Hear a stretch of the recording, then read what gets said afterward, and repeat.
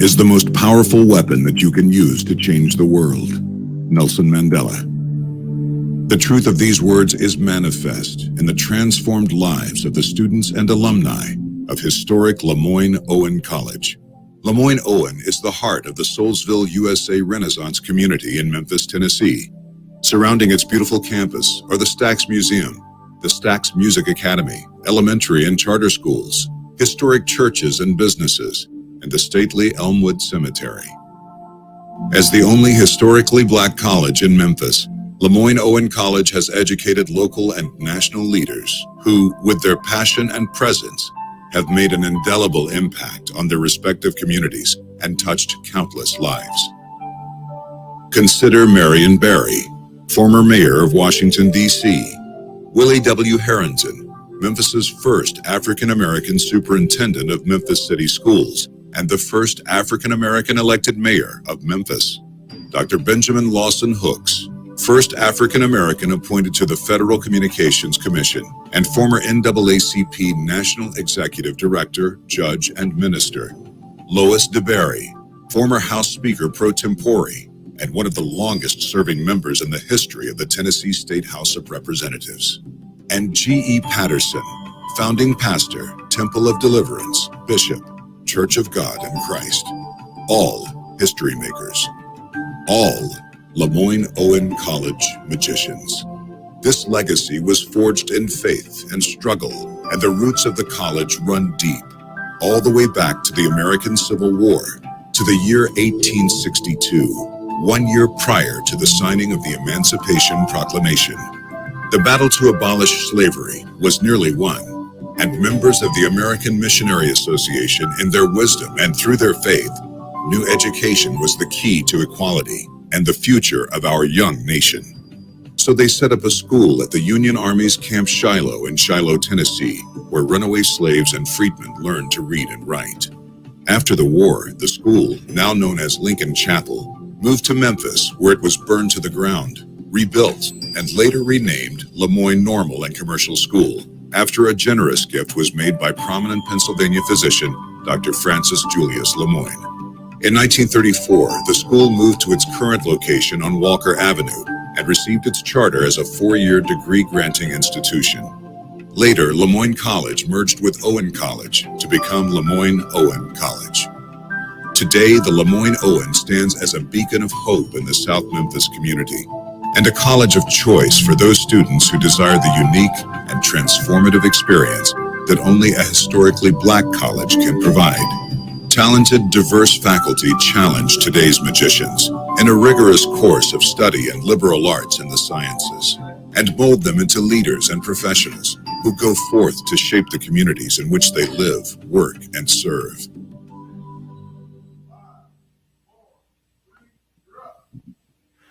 Good morning and welcome back to 807 Giving Day. We're asking you to give in denominations of 807 throughout the day. You can text those gifts to 72727. Just text the words give to LOC. You can go online to givetoloc.com, or you can call 901-435-1539. I'm here with Miss Nellie Powell, class of 1972. Welcome, Mrs. Powell. How are you? I'm great. Thank you very much. Thank you for being here. Mrs. Powell, tell us your LOC story. My LOC story, let me first say that I am really delighted to be here. And I'm really delighted to tell the story. I haven't told this story much, but it really should be told. Because basically my story is very typical of the value of HBCUs. I am a product of a single parent home. And I've always wanted to go to college, and I was raised in LeMoyne Gardens. And for me, LeMoyne always was this beacon on the hill. All of our friends, and we walked by, and I always wanted to go to LeMoyne. And there was also a myth with us that LeMoyne was so sacred that when you came by at night, there was this figure with a black cape, and he had a whip, so you couldn't go on the grounds of LeMoyne. It was just that sacred. That was the story of the children, and I wanted to go to LeMoyne. That was what it was. And one morning, one Saturday morning, it was storming. And on the radio, I heard that LeMoyne was you could go to LeMoyne and take the entrance examination. I had no idea what it took to go to LeMoyne. And I just sneaked out of my house in the rain and storm, and came and took the entrance exam. And I got a letter that said, you passed the entrance examination. And that was my glory. It said when you could register. I came to LeMoyne without knowing you had to have money, or how much you had to have. I just came because they said you could go and you could register, and that's what I did. And lo and behold, when I got here and I got all the way through, and they asked me for money. And I had no money. And I started to boo-hoo and cry. And at that moment, the president, Dr. Hollis F. Price, came out of his office and wanted to know why was I crying. And I told him that I wanted to go to LeMoyne, and they told me I could go to LeMoyne, and I passed the entrance examination, and I don't have any money now. So he took me back in the business office, and he told them specifically, if she wants to go to LeMoyne, she can go to LeMoyne. Let's find a way for her to go to LeMoyne. And that's how my dream came true, that I came to LeMoyne, I graduated. And the other thing that I always wanted to do, because I had teachers who were Deltas, And that's the only name I always knew. I want to go to LeMoyne, I want to graduate from LeMoyne, and I want to be a Delta. So that's how I came to LeMoyne, and I ended up working for LeMoyne. So my dream came true because this was like a dream to be on LeMoyne's campus, to be a part of it. And I could get past that man with that black figure that guarded this sacred place called LeMoyne. So that was how I got to LeMoyne. And I attended, I quit after 2 years, worked, got married, but I was determined I was going to graduate. I came back, I graduated with my son who was 3 years old at the time. And I graduated, and that's, they said the rest is history. What a story. And that's so typical of HBCUs. If you want to go at that time, they generally find a way. If you want to go, you can go. And Dr. Price was just that kind of a president, and HBCU presidents are just like that. Wonderful. Tell me what your fondest memory is of your time here. I can't, what they say, what goes on at LeMoyne stays at LeMoyne. So, you see the one that I can tell. One of my fondest memory would possibly be just the friends that I made once I got here. A lot of them were people that I graduated with. I was behind because I set out for a year before I came. But I know one. There were two English professors here, Dr. Williamson and Miss McLemore. No one wanted to take English from them. They were you couldn't cut class, you had to be there. And I remember that I ended up with Miss McLemore's English because I was late registering. Did not want to be in her class. And I had the audacity to cut her class one day. Not only did I cut her class, but because at that time students sat out on the lawn. That was the beauty of it, because it was a small campus, and you just, in between classes, you sat out on the lawn on beautiful days. And her class was in Brownlee Hall, which overlooked the lawn. And Miss McLemore looked out one day and saw two of her students sitting out on the lawn when we were supposed to be in her class.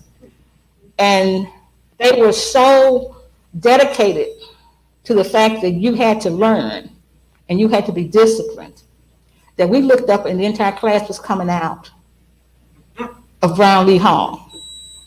And Miss McLemore was leading them. And it was just like the little Pied Piper or the Ducklings. Everybody was walking behind her, and we thought on the horseshoe, she was just going to go around. We were like ducking and dodging. And as she got to the middle of the lawn, she turned to where we were. We couldn't run. And the entire class came out and encircled us on the lawn. And she made the statement that some people don't know what they're supposed to do, so you have to show them and tell them. So she had class that day, and we didn't get credit for it. So we had to sit in class, frightened to death, not knowing that if we were going to get an F or what. But she was determined that we were going to be taught a lesson, and we were in class that day. So I always remembered that you make the commitment, you do your best, and that was excellence in her hand. And they demanded excellence from us, and they did whatever they could do to make sure we got that, and that was a lesson learned. Thank you for that. There are a number of prospects and their parents watching us throughout the day, Mr. Powell. What would you say to them, those who are undecided? Why should they choose your beloved alma mater? Basically for the same reason that I chose it, and so many other alums chose it, because of the individual attention that's needed, and because Memphis is still Memphis as far as our students are concerned. There are students who cannot, and we didn't have dormitories, by the way.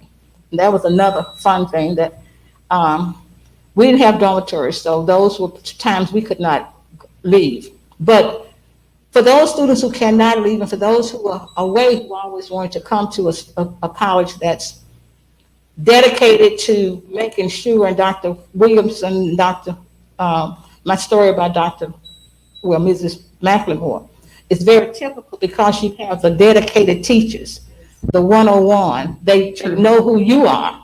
They know what your capability is. They know what they see in you when you walk in their classroom, and they're able to pull that out of you. And they're able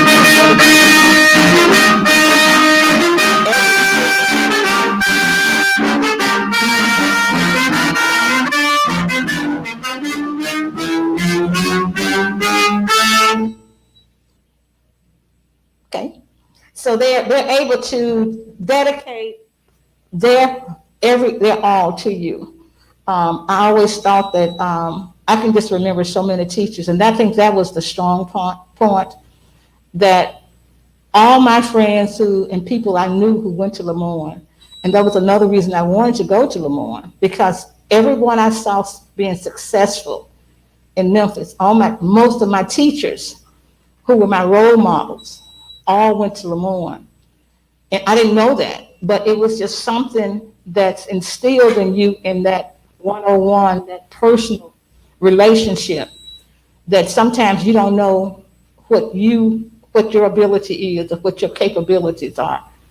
And then you have the opportunity to connect to other students who become, and you can push and support.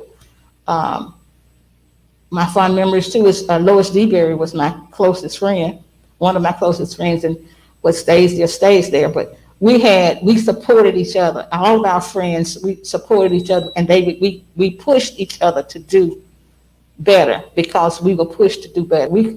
If we came with the goal of graduating. And that's what I would say to any student who wants that 101, who's not quite sure about branching out to larger institutions. Great example, and my grandson is in Atlanta, and he's a senior now. And the one thing he said was Grammy, I just think I just need to be on a smaller environment where I can push myself and I won't get lost in it. The teachers would know me, and that's what they told him. He's been here, and that's what I would tell a student. This is where you really get that push. This is where your teachers are dedicated to you. This is where they're dedicated to the institution, and that's where I would choose them on. Thank you.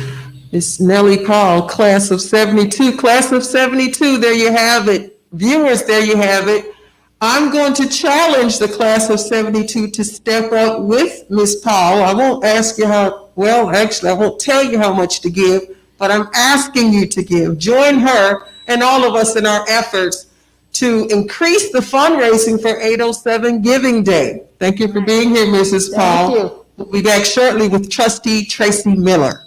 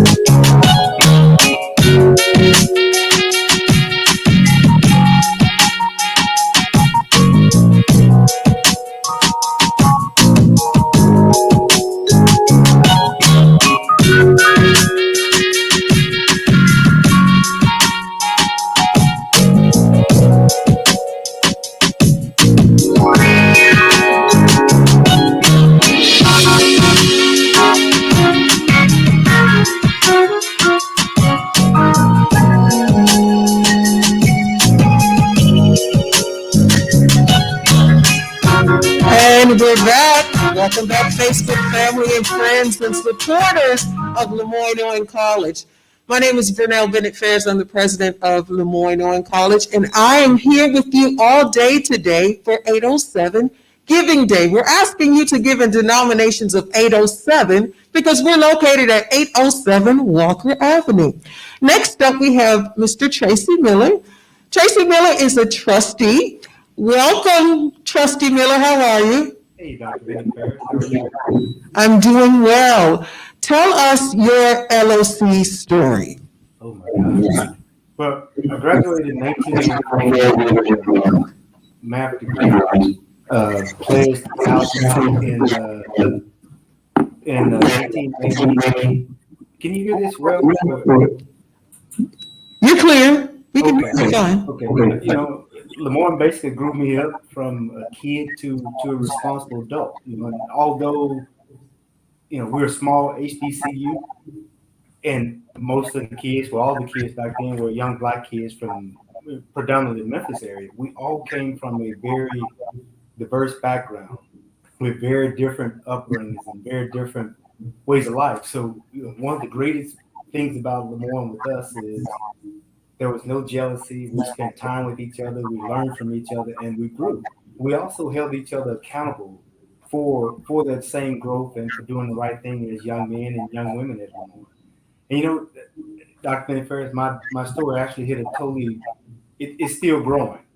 You know, I recently, on a challenge from Linda McNeil, which you spoke to her yesterday, Linda challenged me one night. She called me on a Monday night, and I remember I was driving home. It was about 7 o'clock, and asked me what were my thoughts about becoming a trustee.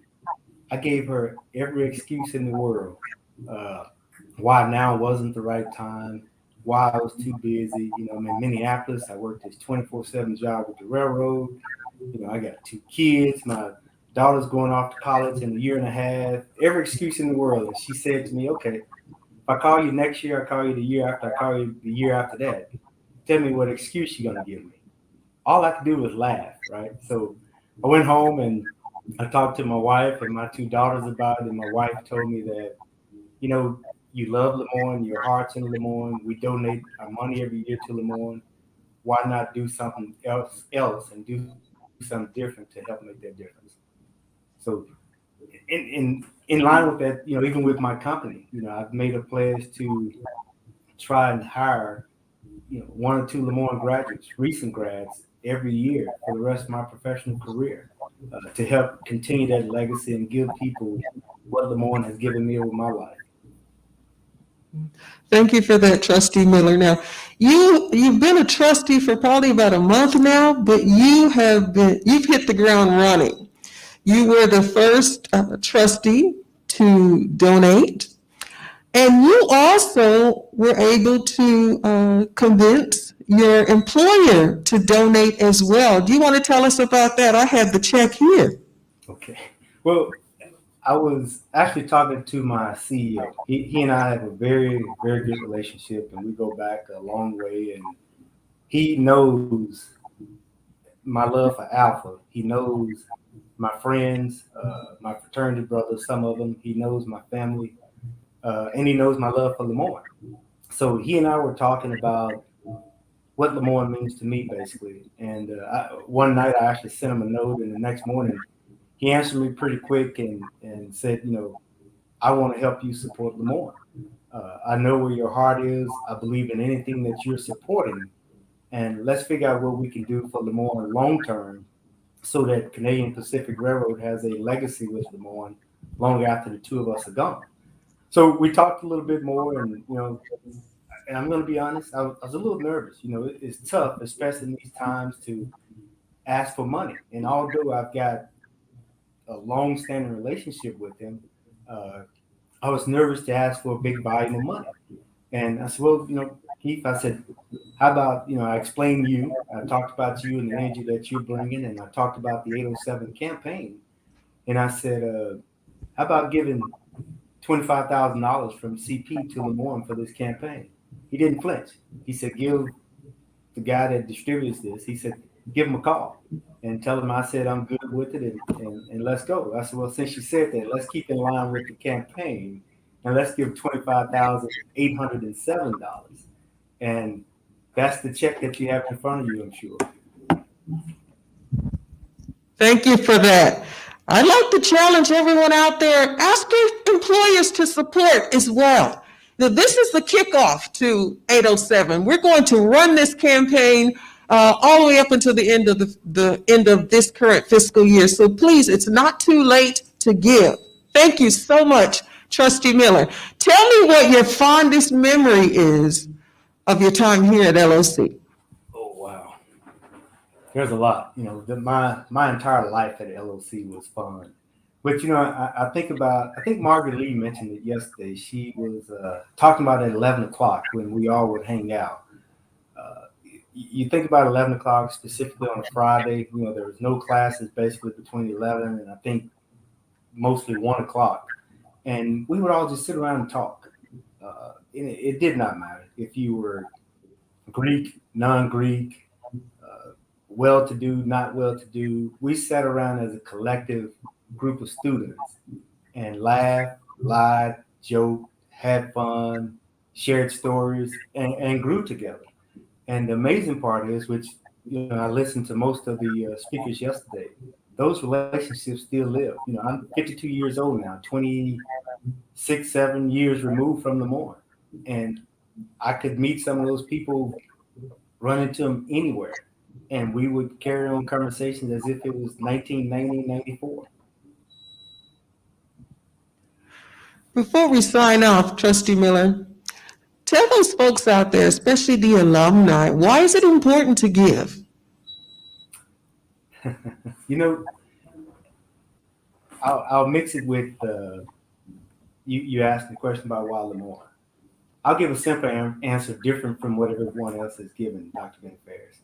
It's important to give, and it's important for students, 9th grade, 10th grade, 11th, 12th grade kids to start thinking about LeMoyne because of you, because of what you're bringing to LeMoyne. We've had some outstanding leaders, presidents at LeMoyne. You were one of the first leaders to have basically a 100% presence. I wasn't a trustee the first day that you were there, but I talked to you very much. I think I sent you a Facebook note, messenger note, congratulating you, and you respond. You respond to everybody. You are dialoguing. You are bringing energy. You are a presence. You are building those relationships that you have deemed very important for the future of LeMoyne. And because of you, not strictly because of you, I support LeMoyne, but because of you, I have to do more now to help support LeMoyne, support your cause, so that when the kids in the 9th grade, 10th grade, they're beginning to start thinking about going to LeMoyne. We have to collectively work as alumni, faculty, staff, your office, alumni who have not committed to working in the alumni associations yet, as well as the board. We have to commit to making LeMoyne-Owen College not just the HBCU school in Memphis, but the school of choice in Memphis. Thank you for that. Thank you so much for that. I've appreciated talking with you. So grateful for your campaigning for us and look forward to working with you. There you have it, Trustee Tracy Miller. We want you all to give as well. Thank you also for giving, and to your daughters as well. Both of your daughters submitted contributions as well, did they not? Yes, ma'am. My wife is also a graduate of LeMoyne, Sharon Miller. So Sharon and I give every year. So we gave to the 807 campaign. And my daughters, who are, I'm going to mess it up, 17 and almost 15 in September, they both gave $807 as well. So they broke their piggy banks again.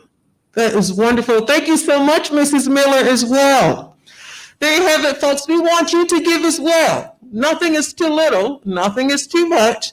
The number is 901-435-1539. If you'd like to text your gift, text the words "Give to LOC" to 72727, or you can go to our website at givetoloc.com.